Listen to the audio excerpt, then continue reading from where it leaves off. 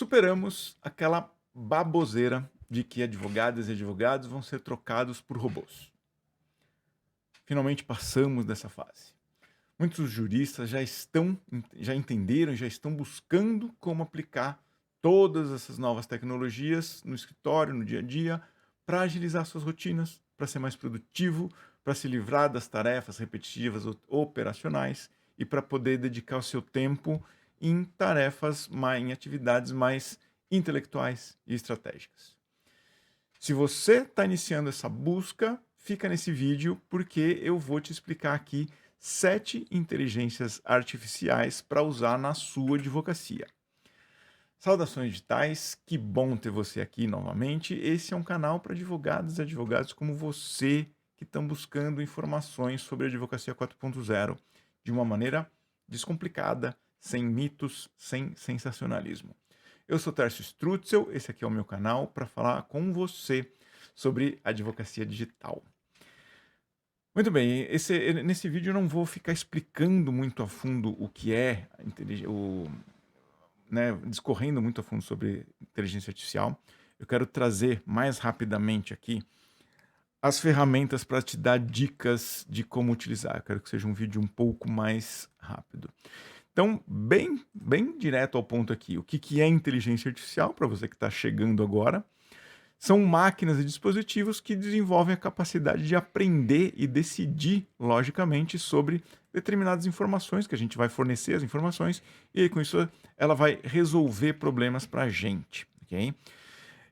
Então aqui entra também o conceito do machine learning, o aprendizado de máquina, por quê? As máquinas precisam aprender. Eu não vou entrar a fundo nesse assunto, tem outros vídeos aqui falando sobre isso, mas a máquina precisa ser ensinada, o computador, né, o robô precisa ser ensinado, é o machine learning. Além disso, a gente tem que entender o funcionamento da linguagem, né, o Large Language Model, que é o sistema de linguagem que a gente interage com a inteligência artificial, e entender também que ela é uma IA generativa, ou seja, é um tipo específico de inteligência artificial que cria coisas para a gente. Existem outros tipos de inteligência artificial, que não vem ao caso nesse momento. E outro ponto importante aqui, como eu já falei, é o da processamento de linguagem natural. Por isso que a gente consegue conversar. Né? Este ponto aqui foi o grande divisor de águas, porque assim, inteligência artificial a gente já está usando faz tempo, tá? Você já está utilizando faz tempo. Você usa o Waze, você usa Google Maps, você usa o assistente do seu celular, né? A Siri foi a primeira que teve, depois vieram os outros. A gente já usa isso já tem quase 10 anos, né? Tudo isso é inteligência artificial, tá? A gente já usa. A diferença do que está acontecendo de 1 ano e meio para cá, e eu estou falando agora em setembro de 2024, mas a diferença é que, por causa disto, de processamento de linguagem natural, a gente tem conversas mais fluidas com as inteligências artificiais. Não é aquela conversa estancada como é com a Siri, com a Alexa, com o assistente do Google, enfim. Enfim, com isso, a gente tem aplicações reais na vida real da inteligência artificial. Eu sempre vou frisar de que inteligência artificial é um meio, é uma ferramenta, não é um fim a ser idolatrado. É um meio, é uma ferramenta que gera coisas práticas para a gente. Quais coisas práticas? Aplicações como automação de tarefas, automatizar coisas repetitivas que a gente faz no dia a dia. Por exemplo, minuta de contrato que você faz dezenas de contratos. Contrato de locação é igualzinho. Se você fizer 50 por dia, eles são iguaizinhos. Só que você não faz 50 por dia. Um robô faz 50 por dia. Essa é a automação. Tá? Outra aplicação prática de inteligência artificial. Automação de documentos jurídicos. A mesma coisa, o exemplo que eu já dei. Revisar e analisar contratos, revisar e analisar diversos textos, resumir diversos tipos de textos. Tudo isso são aplicações que a gente pode trazer no dia a dia, né? Pegar longos processos e pedir para a inteligência elaborar só a ementa daquilo. Tudo isso é aplicação. Acompanhar de forma automatizada as notificações de intimações, né? Intimações que vêm dos tribunais, intimações notificações dos diários oficiais, enfim, qualquer coisa que ajude a gente a entender o andamento de processos, tá? Para não ter que ficar. Não existe mais a pessoa entrar e ficar olhando o tribunal um por um, diário oficial um por um. Isso não existe mais, gente. Tem que ter um robô fazendo isso. Fazer pesquisa jurídica, ou seja, pesquisar por jurisprudências, pesquisar por né, matérias jurídicas, por doutrinas, enfim, fazer pesquisa jurídica de modo geral, uma tarefa que antigamente se levava dias, ou às vezes semanas, tinha até um profissional específico disso, especializado nisso, nos grandes escritórios, mas hoje um robô faz pesquisa jurídica em questão de minutos ou segundos. Outra aplicação da inteligência artificial na advocacia é atender clientes, automatizar o atendimento de clientes. Cria um robozinho que ele faz o pré-atendimento, aquelas primeiras perguntas chatas, repetitivas que tem que fazer para quem está entrando em contato. Deixa o robô fazer isso. Passa para o atendente humano só quando isso já tiver respondido. E a pessoa, ser humano, vai fazer um atendimento mais direcionado, mais eficaz. E outra aplicação é a jurimetria. Usar o robô para ler o grande, imenso volume de dados que existe, né? O Big Data, que é na advocacia praticamente um vade-mecum digital infinito. Usar tudo isso para fazer análises, fazer jurimetria. Tudo bem, então essas são aplicações da inteligência artificial no dia a dia da advocacia. Você já está utilizando isso? Se você já está utilizando, eu quero trazer ferramentas para você melhorar. Se você não está utilizando, eu quero trazer 7 ferramentas aqui para você começar a trazer isso para o seu escritório. A primeira delas, já que foi este indivíduo aqui quem nos trouxe para o dia a dia das nossas rotinas, das nossas realidades, interagir com a inteligência artificial, a primeira delas vou falar sobre o ChatGPT. Né? Ele é muito útil para reescrever texto, seja ampliando, seja resumindo. Ele é ótimo para listar ideias. Né? Eu escrevo muito artigo, escrevo roteiros para vídeos como esse. E eu gosto de usar o ChatGPT para me fazer uma lista geral de conceitos, ideias, enfim, que envolvem o tema que eu vou escrever. Tá? Então ele me dá uma lista e a partir da lista eu desenvolvo. O ChatGPT é muito bom para antecipar teses jurídicas da parte contrária, ou seja, simular um julgamento mesmo, simular a audiência ali na frente do juiz e pedir para o ChatGPT estimar o que a parte contrária poderia argumentar para você criar contra-argumentos, né, mais sólidos, mais estratégicos. ChatGPT é bom para criar roteiros de perguntas, seja perguntas para fazer com o seu cliente, seja perguntas para você usar em audiências, enfim, gerar resumos, já falei. Ele é ótimo para tudo isso. Eu só alerto para o cuidado de que não peça para o ChatGPT escrever petições complexas, recursos, contestações do zero, tá?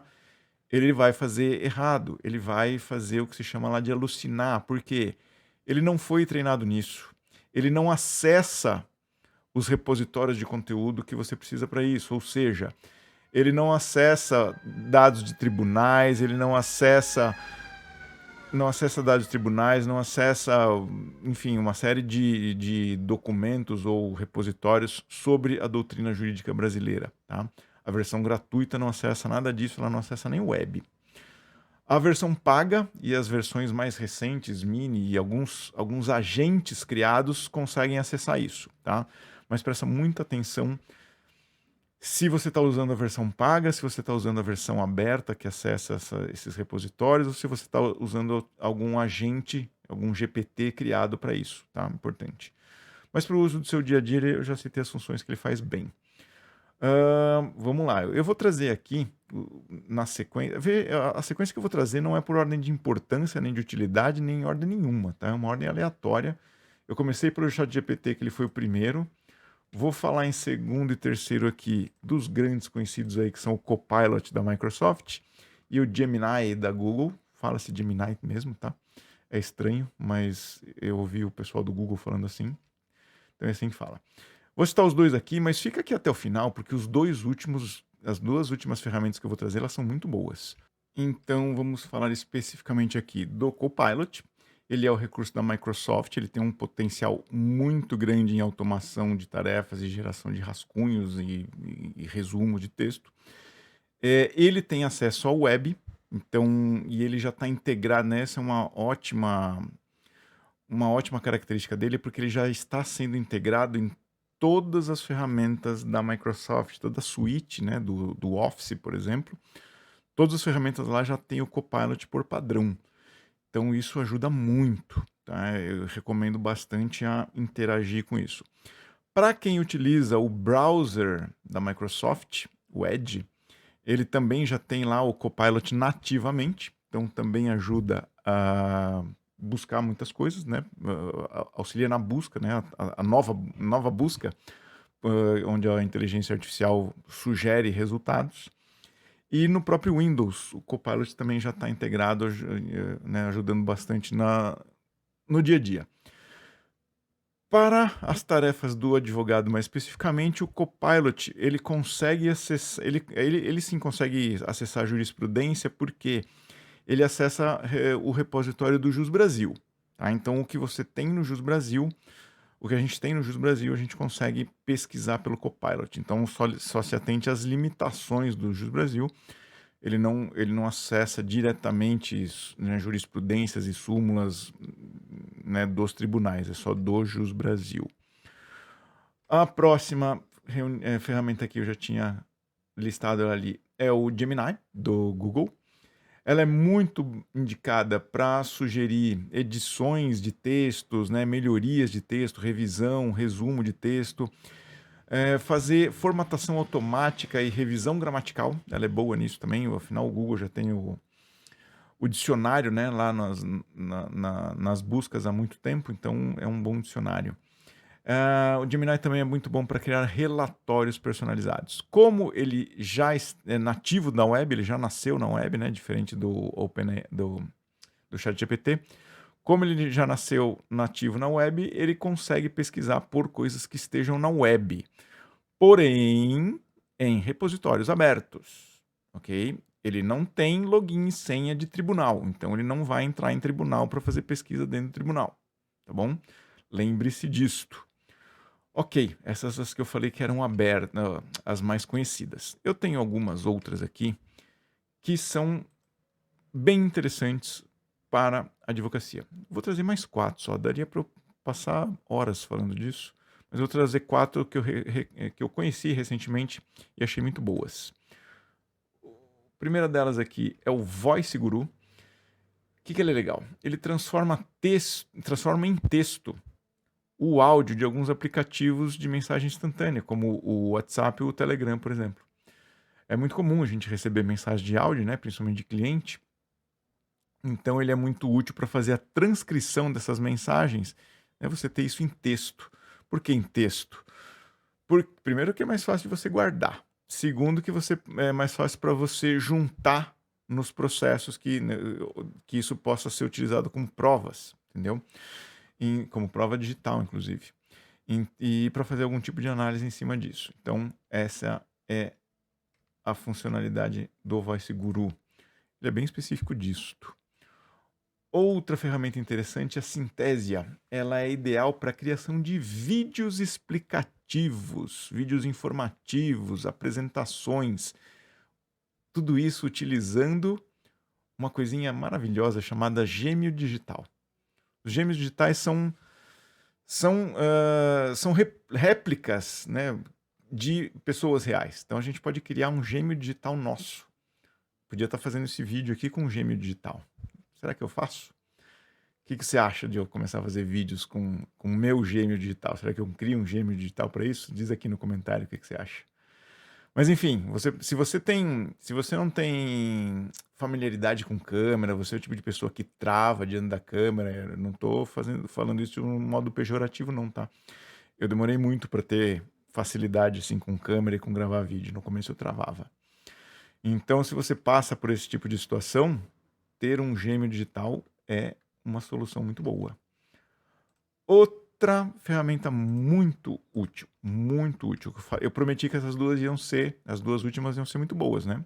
Então vai lá, tenho que cumprir minha promessa. Essa aqui é boa porque as outras que eu falei ali, elas são genéricas, servem para tudo. E você pode utilizar aqui na sua advocacia. Mas estas duas últimas, elas foram criadas.